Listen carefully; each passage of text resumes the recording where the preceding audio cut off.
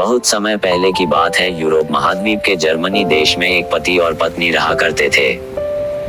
दोनों का एक दूसरे के सिवा और कोई नहीं था।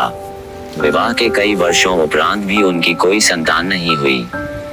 समय इसी प्रकार से गुजर रहा था कि अचानक एक दिन स्त्री को अपनी कोख में संतान की अनुभूति हुई और गर्भावस्था के दौरान उसको कुछ इस प्रकार महसूस हुआ कि उसको रेपंजेल नामक शाक खानी चाहिए। आसपास वह शाक कहीं भी उपलब्ध नहीं थी। पति पत्नी एक जादूगरनी के बगीचे के समीप ही रहते थे। पत्नी के मन की बात जब पति ने सुनी तो पति ने उससे वादा किया कि वह उसके लिए रेपंजेल नाम की वह शाक साथ लेकर आएगा। बगीचे में चोरी से घुसकर उसने वह शाक अपनी पत्नी के लिए तोड़ी और यह क्रम कई दिनों तक चलता रहा। एक दिन बगीचे की मालकिन जादूगरनी ने, जिसका नाम डैम गोथेल था, उसे यह चोरी करते हुए देख लिया और जादूगरनी ने पति को बंधक बना लिया। पति जादूगरनी के सामने बहुत गिड़गिड़ाया और अंततः जादूगरनी एक शर्त पर वह शाक उसकी पत्नी के लिए देने के लिए राजी हो गई। शर्त यह थी कि संतान के जन्म के बाद वह उसे जादूगरनी को सौंप देगा। मायूस मन से पति ने उसकी वह बात मान ली और बच्चे के जन्म होते ही उसने जादूगरनी के हाथों अपनी पुत्री को सौंप दिया। जादूगरनी ने अत्यंत मनोयोग से उसकी पुत्री का पालन पोषण किया और उसका नाम उसी शाक के नाम पर रेपंजेल रखा। रेपंजेल एक अत्यंत रूपवती कन्या के रूप में धीरे धीरे विकसित होने लगी। उसके सुनहरे बाल और अद्वितीय रूप की चर्चा आसपास की जगह पर धीमे धीमे से फैलने लगी।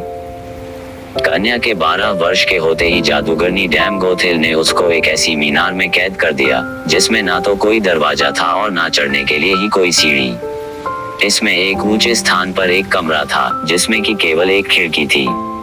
जादूगरनी अपनी जादुई शक्तियों के माध्यम से छोटी बच्ची तक पहुंचती और हर दिन उससे मिलने के लिए दिन के समय जरूर जाती।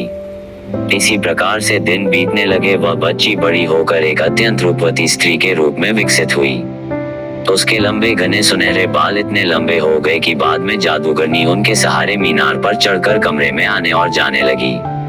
ऐसा करते वक्त वह रेपंजेल को पुकारते हुए कहती, रेपंजेल अपने बाल गिराओ ताकि मैं तुम्हारे सुनहरे बालों पर चढ़कर ऊपर आ सकूं। समय इसी तरह से गुजरता गया और एक दिन किसी राज्य का राजकुमार घूमते घूमते उसी क्षेत्र में आ गया जहां पर रेपंजेल उस मीनार में रहती थी।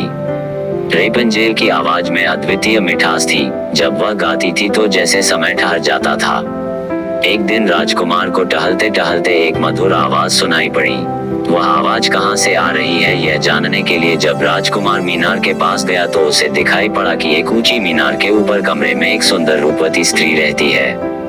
उसकी इस मीठी आवाज को सुनकर राजकुमार उसकी तरफ अत्यंत आकर्षित हुआ और वह अपनी उत्सुकता पर काबू नहीं रख सका। उसने मन में ठान ली कि वह इस बंद मीनार में रहने वाली स्त्री, जिसकी आवाज इतनी मधुर है, के विषय में जान के ही रहेगा।